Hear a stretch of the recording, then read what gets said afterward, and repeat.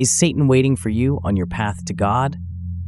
A journey into the depths of the straight path and the deception of Iblis at the dawn of light. O you who long for the light, O you who rise from your heedlessness to walk toward God, O you who have left behind the noise of this world and stretched your heart toward the heavens, O you who seek truth and yearn to grasp that which belongs to the unseen realm, O you who strive daily to purify your soul and cleanse your inner being, and O you who earnestly desire to protect yourself from the whispers of devils. Pause for a moment, ask yourself, and reflect deep within.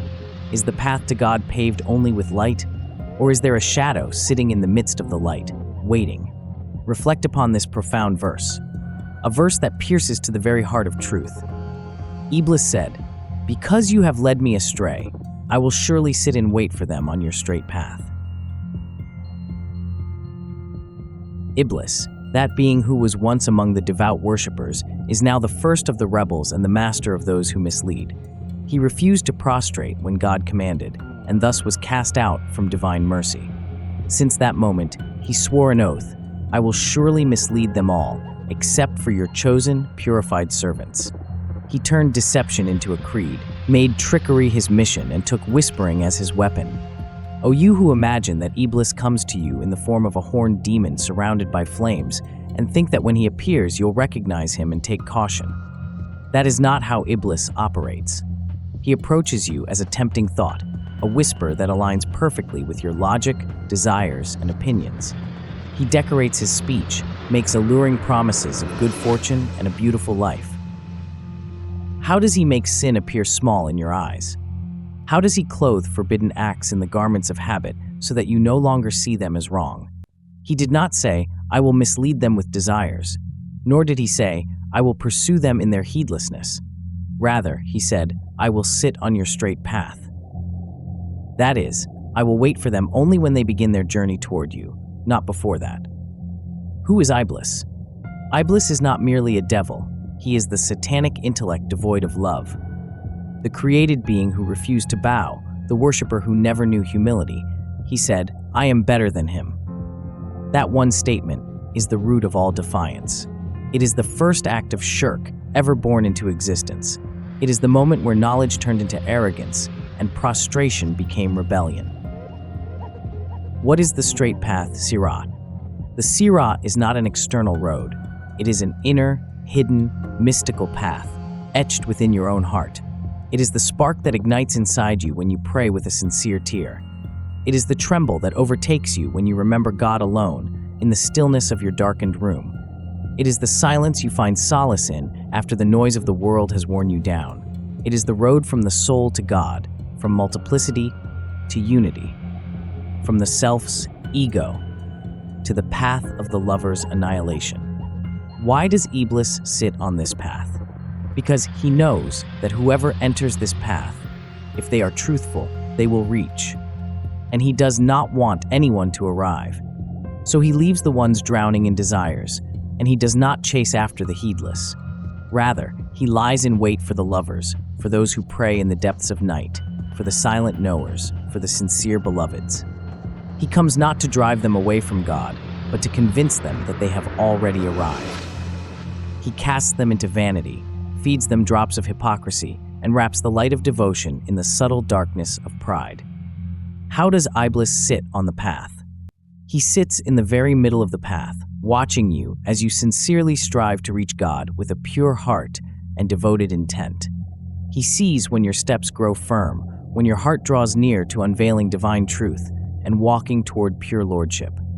Then he appears, whispering ever so gently, hoping you'll grow accustomed to his voice and find comfort in his ideas and suggestions. He tries to turn your prayer and worship into tools that lead you toward the love of attention.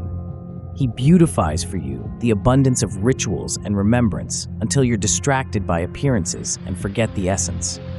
You work with words and neglect meanings. You act as though you are a devout ascetic, while forgetting the heart and soul, still cloaked in subtle hypocrisy. And when he fully takes hold of your soul, he plants his shadow there so that you grow used to his presence within you, coming and going as he pleases, becoming your closest companion, without you even noticing, becoming your trusted friend without you ever recognizing him. The Holy Qur'an makes it abundantly clear: the only ones who are saved are the Mukhlasin, the sincerely purified. Those whom God Almighty has purified for himself, after they walked the path of light with unwavering will and undefeatable determination.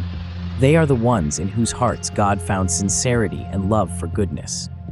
It is these souls whom God delivers from Iblis and his whispers. He selects them for himself, placing them under his divine protection.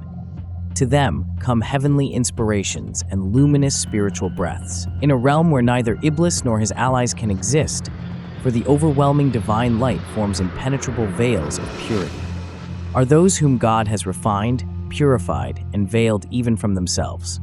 They are not necessarily the most knowledgeable, nor the most fasting, but rather the most truthful in love, and the most dissolved in the paths of guidance and the straight path. These are the ones in whose hearts God found firmness, will, unstoppable resolve, sincerity in deeds, and purity in essence. Their hearts carry no hatred nor envy. Their souls are purified. Their actions are purely for the sake of Allah alone. The Mukhlas is the one who prostrates without seeing himself prostrating. He weeps, but does not wish to be seen weeping. He walks toward God, but all he sees within himself is weakness, poverty, and need. What is the difference between Mukhlis and Mukhlas in the Qur'an? Now, Mukhlis is the one who strives by his own will to make his actions sincere for the sake of God. That is, sincerity is an act initiated from within him. It is the struggle of the soul to purify intentions. Is the one whom God has purified for himself, chosen, cleansed, and detached from all attachments other than him, so that nothing remains in his heart but God. And this second meaning is the higher and loftier one. It is what is meant in the words of Iblis as quoted by the Qur'an: "Accept your purified servants among them." That is, Iblis has no power over them, because they have stepped outside the domain of illusion, ego, and desire. They are no longer receptive to whispering, nor is there space for arrogance or distraction from God. He is the whose heart has been stripped of the veil of I, so he sees no power or strength within himself. He no longer seeks anything for himself, not in this world nor the next. He seeks only God. He sees nothing but the truth, finds peace in none but him, and fears none but him.